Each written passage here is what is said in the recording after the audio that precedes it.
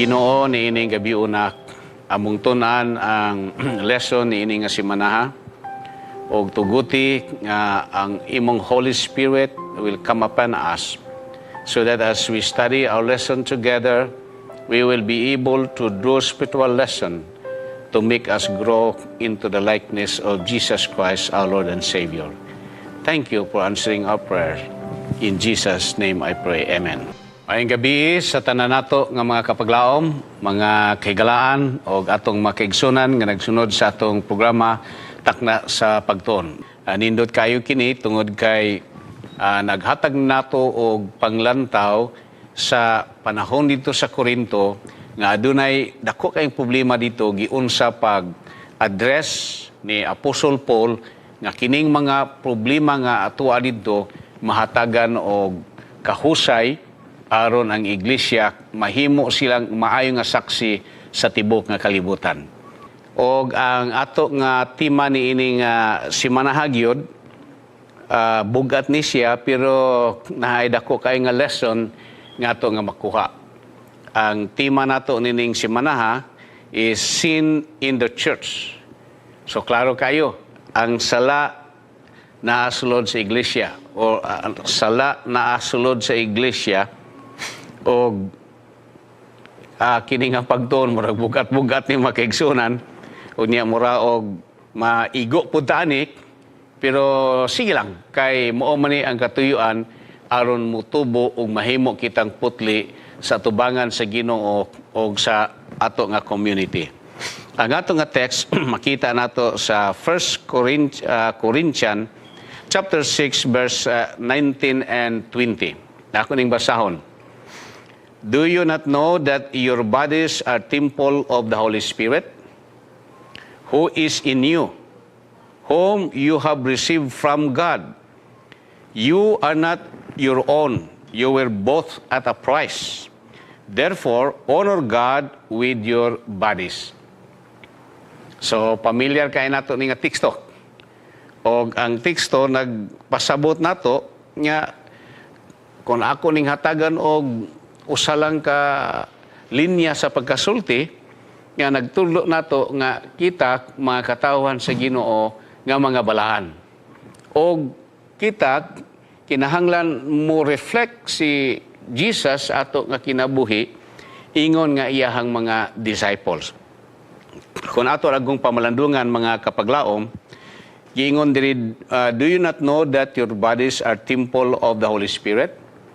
So, i-assume ni Apostle Paul nga ang ato nga lawas is the temple of the Holy Spirit. O kay temple man sa Holy Spirit, na ang Holy Spirit sa ato nga kinabuhi, natural lang nga mudan-ag kita diha sa pagkamatarong. Mudan-ag kita diha sa pagkaputli. Kay ang Holy Spirit naaman sa atong kinabuhi. Who is in you? You are the temple of the Holy Spirit who is in you, whom you have received from God. Ato ning nadawat diha sa Ginoo. And of course, the very moment nga atong gidawat si Jesus as Lord and our Savior, that is the time nga we receive the Holy Spirit nga nagpuyo sa atong kinabuhi ug magiya sa ato nga kinabuhi. You are not of your own. So dili kuno kita sa atong kaugalingon lang yun, no? You are not of your own. Ngano man? You were bought at a price. Kay gipalit na ta.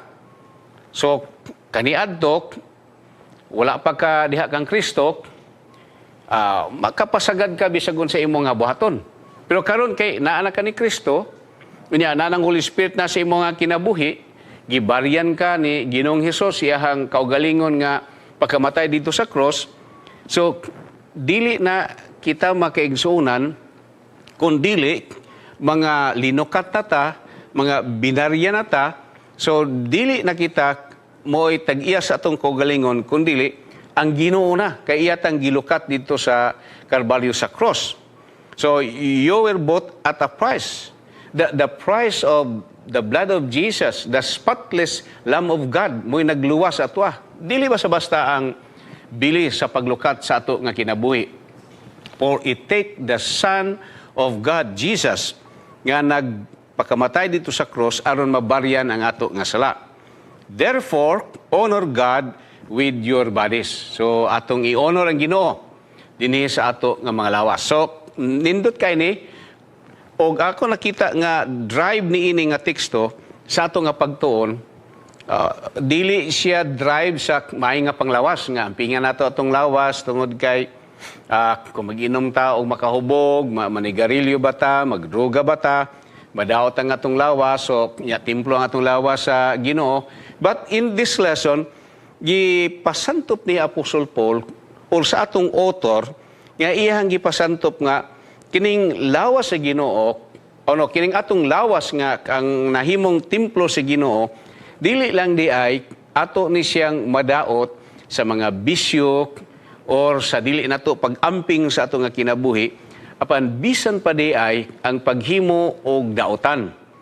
Ang paghimo og daotan gipokus diri mga kapaglaom kanang daotan nga pagkinabuhi that is focus on the immorality or immoral nga kinabuhi sa mga brothers and sisters ni adtong panahon na dito sa Corinto. So mao ni siya ang bot ipasabot ni Apostle Paul nga kini nga kadautan nga gihimo sa uban nga mga membro sa iglesia dito sa Corinto, usa kini paagi nga imong gidaot ang imong templo nga ang templo sa Ginoo nga naa sa tuwa nga ang templo sa Ginoo dili na makadanag nga ang templo sa Ginoo dili na makahatag og maayong impluwensya tungod kay nadaot sa maayong impluwensya tungod sa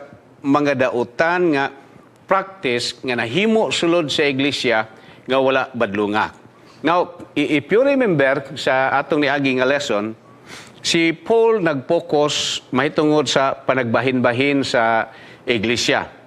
Nga dili maayo ang panagbahin-bahin, kinahanglan na amoy panaghiusak, kinahanglan nga pareho mo ang mga pangunahuna kay kita mga alagad ni Ginoong Hesus o ang atong sentro sa pagkinabuhi si Ginoong Hesus sa giyod. Dili ta magbahin-bahin nga ako gibautismuhan ni Pablo, ako gibautismuhan ni Sipas, ako gibautismuhan ni Apolos, dili ta magkabahin-bahin. Pero niining semana ang direksyon na sad dili na gibiyaan nato siya, pero si Paul ni adto siya sa usa ka bugat pa kaayo nga isyu about sexual immorality, lusot, mga kaso, mga prostitution o mga isyu sa kaminyoon o sa pagpabilin nga pagka-single, pabilin nga ulay. So these are the issues nga gitakol ni Apostle Paul niining semana. As I read in our lesson study, gikan sa Sunday paingon sa Monday, giuna pa ni Paul pag-address ang sexual immorality nga nahitabo sulod sa iglesia. That is why ang atong lesson naguluhan, sin in the church, sala sulod sa iglesia. So, og ang sala nga giisgutan again is sexual immorality nga nahitabo sulod sa iglesia. Unya mga kasuhay, prostitution. I can imagine nganong naani diri sa ato nga lesson nga naa di ay nahitabo nga prostitution sulod sa iglesia dito sa Corinto. Then of course naabot na issue sa mga kaminyoon. Then of course kining pagkaulay.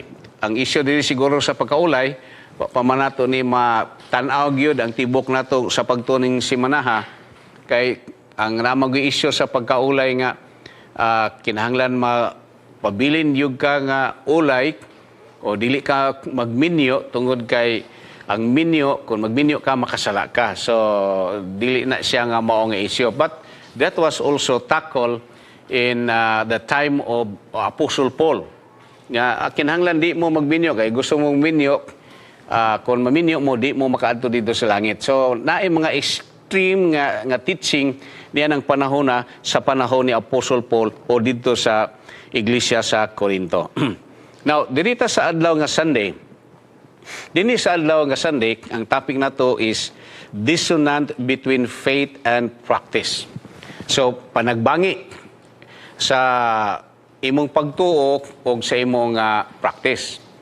So, mo ni ang imuhang gituhuan, pero sa imong kinabuhi, bulag mga kaigsunan. Mo ni ang imuhang theory, mo ni ang imuhang gi-practice. Dapat magulunta, kung unsa ang theory nga imong nakuha, mo po na imong nga gi-practice.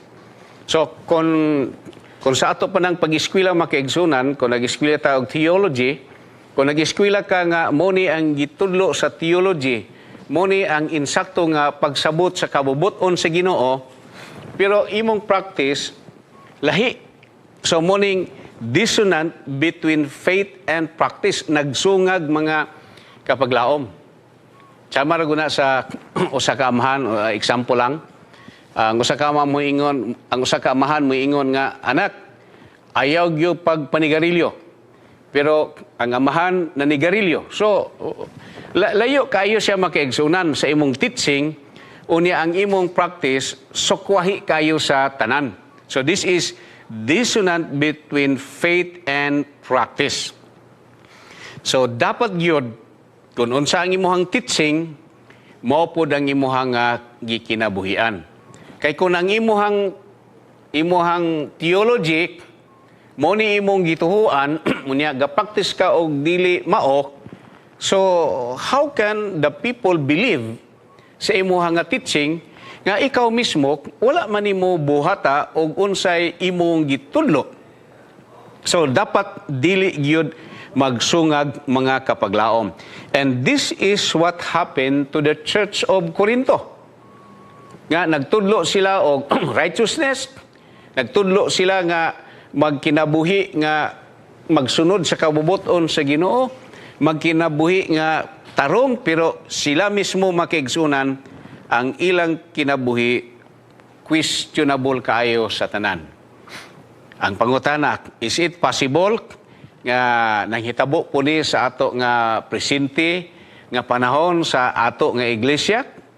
Dili lang siguro sa Seventh-day Adventist Church, sa uban po nga mga iglesia, nga mo ni ang teaching, pero wala tumana makiigsunan. Mo ni giingon sa Bible, pero wala nato tumana makiigsunan. And in many occasion, nahitabo po ni sa atong pagpanaksi mga kaigsunan. Kay doon naman tay limitation good sa ato nga kinabuhi. Bisag usahay na sayod ta nga, sayop man eh. Pero usahay dag-unta mga kaigsunan sa kalibutan. And that is why naatay mga kapakyasan nga nahimo. Pero salamat lang sa grasya sa Ginoo, kay bisan og doon na siguro tay mga nahimo nga dili maayo, me myself na puy daghan kayong mga kapakyasan nga nahimo nato, pero salamat ta sa Ginoo kay iya tang ubanan. Unya iyang paningkamutan to the work of the power of the Holy Spirit nga kon maghimo ta og dautan, iya tang guyuron, iya tang badlongon, oy sayop na, balik ka dinhi. Kay mao ni ang insakto. So maora po na nindot mga kapaglaom nga kung ang Holy Spirit iyatang tabangan nga dili gyud ta makasala, unya of course kita pod nagpaningkamot, mahimo gyud nga makasunod ta sa kabubuton sa Ginoo. Pero again, iampo ko lang yun nato sa Ginoo pag-ayo, kay ang kalibutan makaigsunan danlog kaayo sa tanan. And this is what happened to the Church of Corinto. Kaya ang Corinto, di po ta makabasol sa ilaha siguro nga, sa ilaha po siguro nga environment sa ilaha nga panahon, sa ilaha nga community, sa mga practice, sa mga tao, niadto sa Corinto, we really do not know, kaya wala man ta dito. Pero grabe po ang practice sa mga tao niadto nga panahona. Of course, atong hibalaan nga daghan sa ilaha mga pagan, no? Wala nagtuo sa Ginoo. O niya, napag-practice sila sa unang panahon, during their time, sa atin sa makaigsunan o sa uban pa nga mga lugar ni antong panahona, ang mga metropolitan nga mga nasod, mga syudad sa mga kanasuran, They even have naagani sila mga worship nga ilang gi-honor to the god of fertility. Nga dunay mura og 6 worship sulod sa ilahang mga templo. So ug imo ni nga tan-awon nga background, dili ni siya pod layo nga posible nga naay mga membro sulod sa iglesia bisan nakibalo na sila nga dili ni maayo, pero gidaog lang pod sa ilahang pagkatawhanon. And that is why we have the problem dinhi sa Corinto. O dinhi sa Corinto, example, no? Akong basahon ni makiigsunan part sa ato nga lesson, naingon diri, the expression, his father's wife, ang asawa sa iyang amahan, in 1 Corinthians chapter 5 verse 1 suggests that Paul refers to the incestuous relationship between a man and his stepmother. So imagine ang usa ka stepson, doon na siya relasyon sa iyang stepmother. So kuan yun dahil kaining sitwasyon makaigsunan. Makalibog gigain atong tanahon. Kay giingon diri, Paul refers to the incestuous relationship between a man and his stepmother. So the possibility nga atong makita nga ang bana ni ining maong asawa naa siya anak sa gawas. Unya kining iyang anak sa gawas dunay relasyon sa asawa sa iyang amahan. Kay stepmother man, dili man anak, kundi stepmother. Sa to pa ang amahan sa wa pa magminyo ni ining iyang ikaduha nga asawa o ni iyang asawa may anak na siya daan.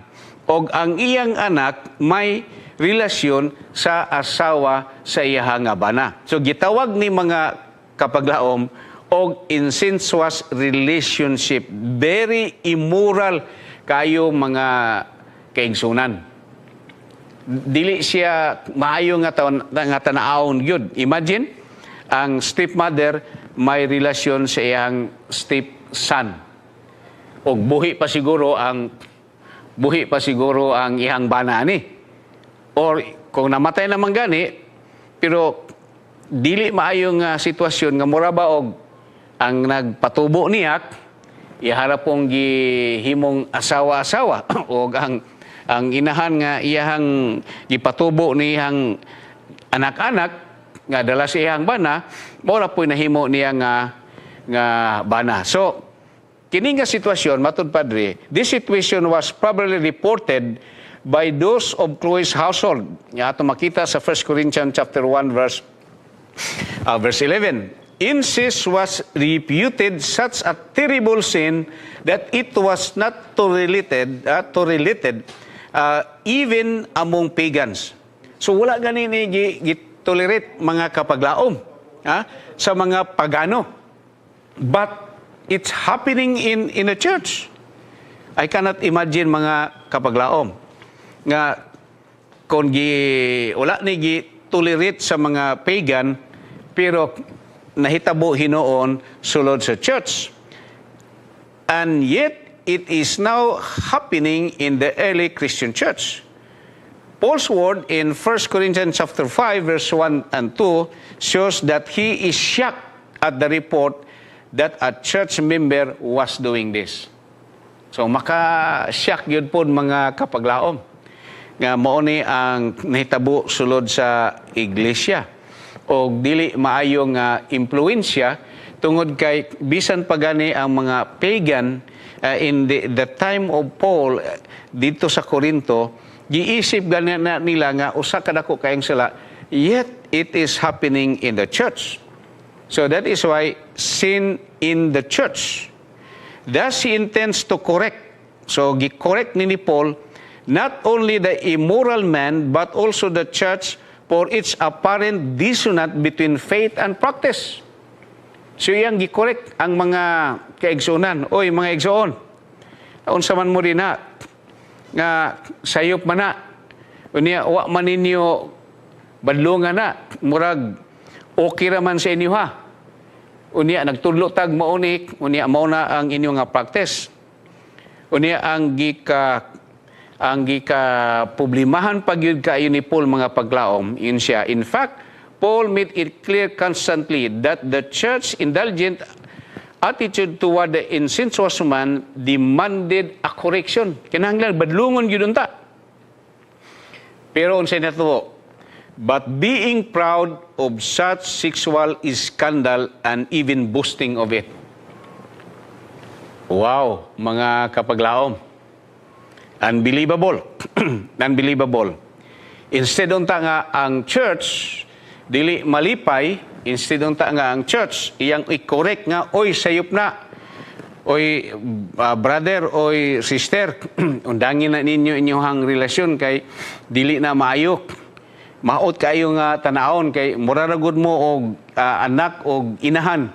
Unya na mo ni ang nahitabo ninyo nga sitwasyon. Pero atong mabasa sa 1 Corinthians chapter 5 verse 2 and 6, mga kapaglaong, unsa may hitabo sa iglesia even in this kind of situation.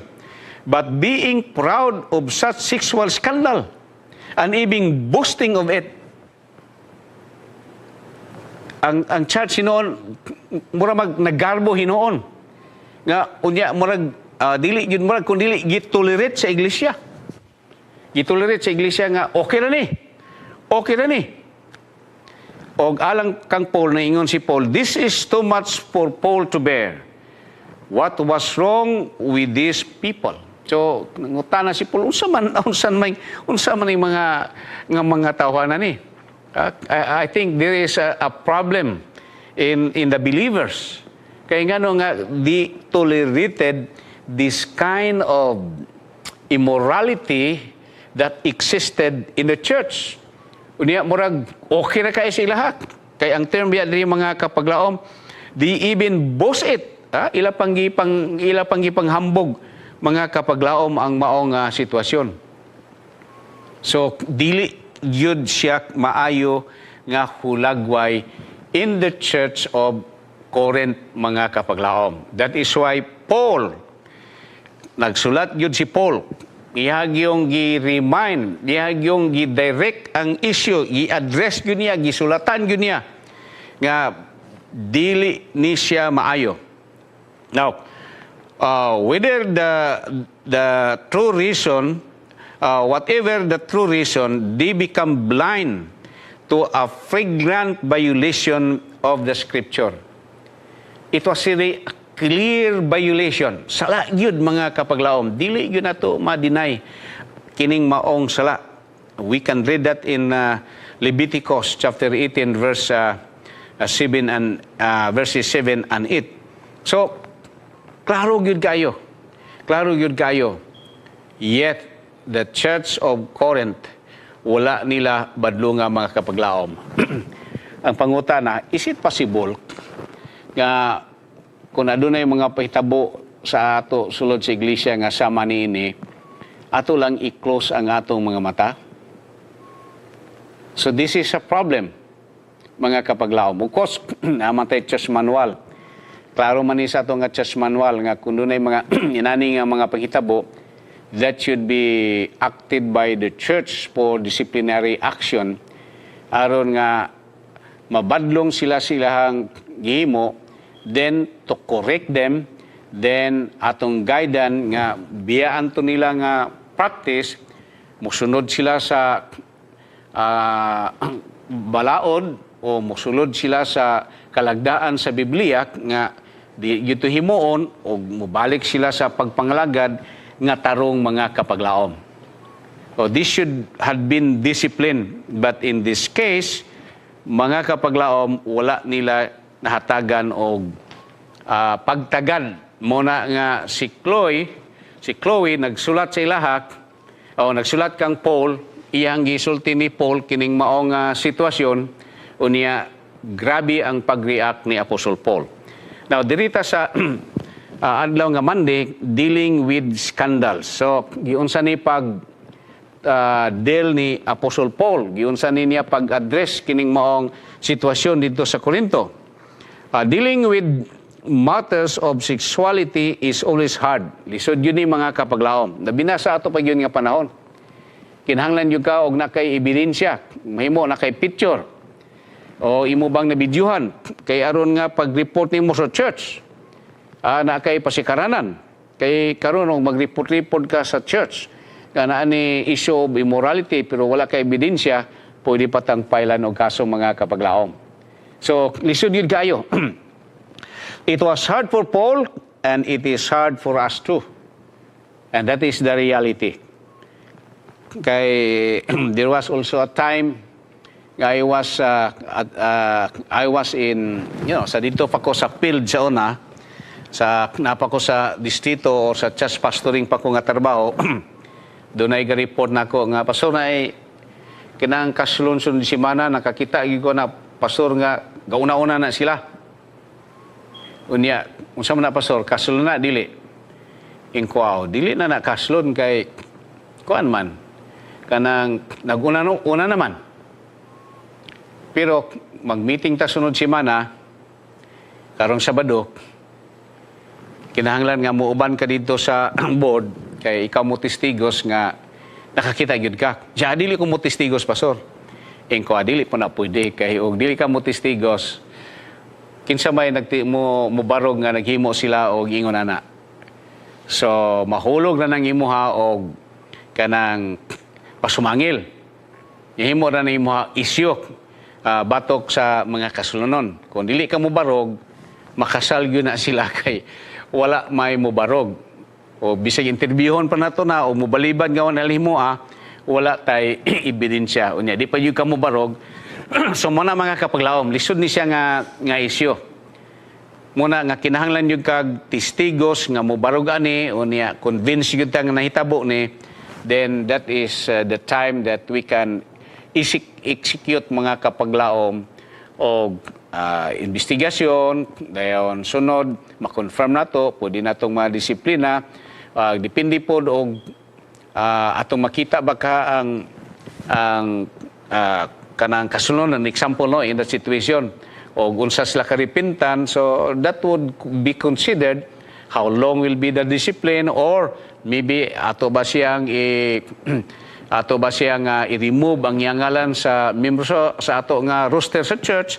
The board will decide for that mga kapaglaom. But the point that I'd like to raise in this mga kapaglaom is that it's not easy to deal with sexual immorality, especially kung walay mubarog nga testigos. Base sa ato nga panahon karon, pwede pa ka pailan o kaso mga kapaglaom nga imong gipakaulawan ang mga tao. So be careful with that.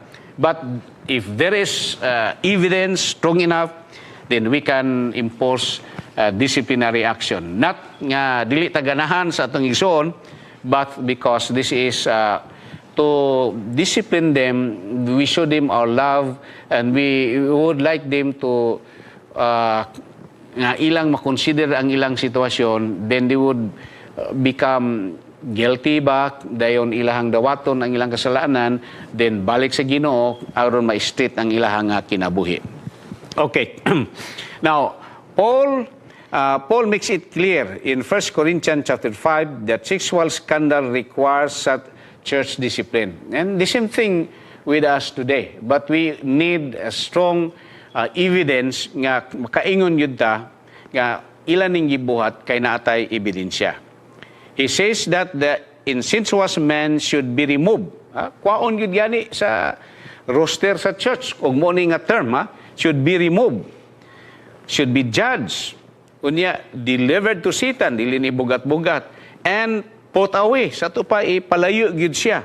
The church member were told not to associate with him. Dili gani, paduulon pag yun. Not even to eat with such one. Kagrabe yun nga sitwasyon. Actually, kung imo ning tanawon, maumao ni siya sa Old Testament time nga kung disiplinahon ang tao kay nakasala sa Ginoo, ibutang siya sa outside sa community, dayon hantod nga pila ka adlaw dito, sumala sa hukom sa high priest, then human sa pila ka adlaw, anha pa to i-restore mga kapaglaom.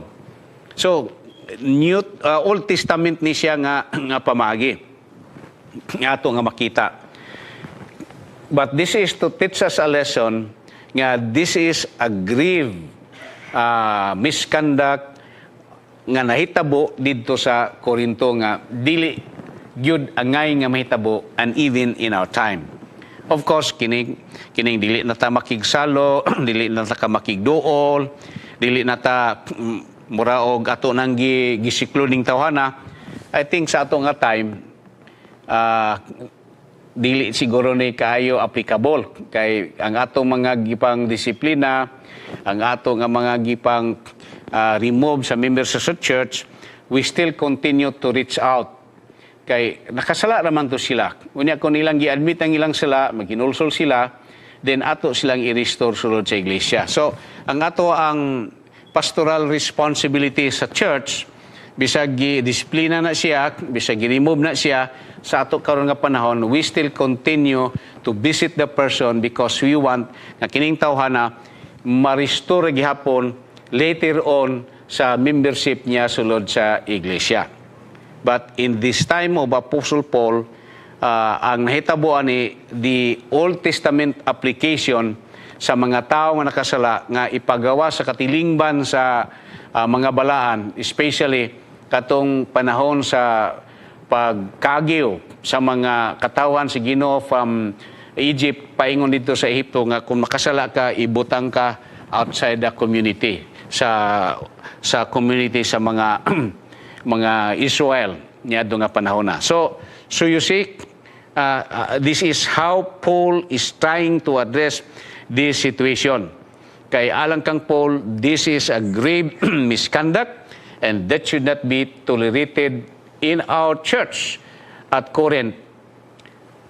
Not in Corinth and also not in our time that should be tolerated. Then there are some mga gikuha nga statement from Corinthians chapter 5 verse 5 nga deliver this man to Satan. Now, i-define po na sa ato nga lesson nga this could mean let him reap the fruit of his decision. Because actually, ang iyang gibuhat, dili gyud matarong, o niya, ang buti pa santo ni Apostle Paul nini, as in our author of our lesson, this could mean let him reap the fruit of his decision. Kung ihaman ang gipili nga mo musunod sa iya sa kalibutan, nga dili may nga practice, let him reap. Paanihon siya sa bunga sa iyahang desisyon nga dili maayo. Diingon po rin not to associate, not to even eat with such one, close associate with sexual immorality people was considered dangerous because they might influence others to eliminate their conduct. To imitate their conduct. So, this is the reason ngano nga dili paubanon ang mga tao ani. And this could be the very reason nga palayo gyud ni sila. Nga dili gyud ta mo associate ani mga tao na. Especially dito sa Corinto kay mura naman hinoon ang mga iglesia noon murag ni-approve ra pod sa gibuhat niining usa ka tawo og sa iya pong inainahan. So, mo siguro ni ang rason nga ingon si Paul nga dili kay basin niya ma-impluwensya ang mga young people ani, basig ma-impluwensya pa ang uban ani nga okay na daini. So, Paul came out with a very strong correction sa iglesia sa Corinto that this should be stopped. This should be stopped mga kapaglaom. Then, in the last portion this ato nga lesson sa Monday, church discipline is rehabilitative. So, that the Spirit may save, kini nga portion, din gisumpayan din sa atong lesson, church discipline is rehabilitative. It extends to bring sinners back to their senses and cause them to abandon their sinful lifestyle. So, the idea nga this Spirit may be saved, kanang pagdisiplina gipasantop ni Apostol Paul dinhi, mo ni ang application ani nga is really a church discipline to rehabilitate this person nga tinguha nato nga kining makasasala nga gingon di bring back to their senses and cause them to abandon their sinful lifestyle. So that is often the case sa ato mga church discipline nining ato nga panahon mga kapaglaom. So kung doon na may mga kaigsunan nato, whatever the case, dili lang sa issue sa immorality, kundi in all cases nga dunay church discipline nga na sanction sa usa ka believer, either censor, pila ka bulan nga disiplina, or either removal of names sa roster of the church, that is not to abandon the person, but to bring the person to his senses, nga iyahang talikdan ang pagpakasala, kay kung makita sa iglesia ang iyang repentant soul, then the church will recommend for rehabilitation or to reinstate the person into the membership of the church. So mga kapaglaom, ang atong church nagtudlo kanato to live a righteous life. And in whatever situation, dili lang sa issue sa sexuality, in all angles atong kinabuhi, gihangyo ta ang pulong sa Ginoo, naghatag kanatong pagiya nga mao ni ang angay nato nga buhaton. Lisod na makiigsunan, pero by the grace of God, ampo lang yun ta. Ampo lang yun ta mga kapaglaom. Kay walay gipili sa mga pagsulay. Walay gipili sa kalibutan. Mapangulo ka sa iglesia, ma-elect ka sa iglesia, you are not exempted sa mga pagsulay or sa mga manunulay. Or bisan pa gani, kita po'y manulay hinoon. Dili ta exempted ni ini mga kaigsunan. But we can only, by the grace of God, can stand against all the wiles of the devil, closely connected with God. So, in our text, simple lang yun kayo mga kaigsunan, nga the Holy Spirit, magpuyo sa itong kinabuhi, o atong tugutan nga Holy Spirit, magpuyo sa itong kinabuhi, nga di na yun mo gawas, aron dili ta mapakyas sa atong kinabuhi. So, I hope tonight our lesson would remind us that we need the Holy Spirit in our lives para nga makabarog yun ta sa bisan unsa nga mga sitwasyon sa kinabuhi nga magtulod nato sa paghimo og daotan. Og His grace, the Holy Spirit, we can be empowered and be righteous until the coming of the Lord. So this is for tonight, our lesson, and mag-abot na po ta karong maabot nga Miyerkules sa dugang pangpagtuo nato sa lesson ining semana. Atong iduko ang atong ulos sa pagampo. Ginoo, salamat kayo sa pagtuna mo sa lesson, ug tuguti Ginoo nga ang lesson nga among nahisgutan karon sala sulod sa iglesia, mahimo kini nga among kapanaminan nga ang hitabo dito sa Korinto dili na unta mahitabo sa imong iglesia karon.